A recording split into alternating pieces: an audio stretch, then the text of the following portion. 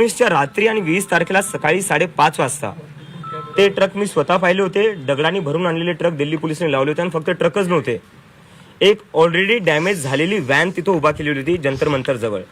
आणि जेव्हा मी पोलिसांना विचारलं, मी तर व्हिडिओ काढून मी स्वतः ट्विट केला होता, तुम्ही 20 तारखेचं माझं ट्विट बघा.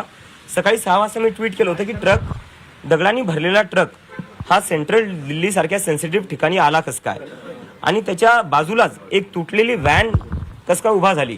तेव्हा तर आमचा मार्चही सुरू झालेला नव्हता. तर पोलिसांनी हे आधीच प्लॅनिंग केलं होतं की एक दगडांनी भरून ट्रक आणून ठेवायचा, एक आधीच फुटलेली व्हॅन उभा करायची, म्हणजे दुसऱ्या दिवशी सांगता येईल विद्यार्थ्यांनी दगडफेक केली.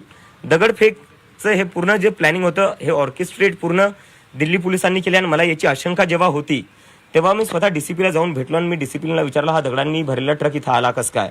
डीसीपी मला म्हणता, अरे अभिजित तुम्ही काही विचार करताय, हा एमसीडीचा ट्रक आहे, बांधकाम जे चालू होतं हा त्याचा सगळा तो डेब्री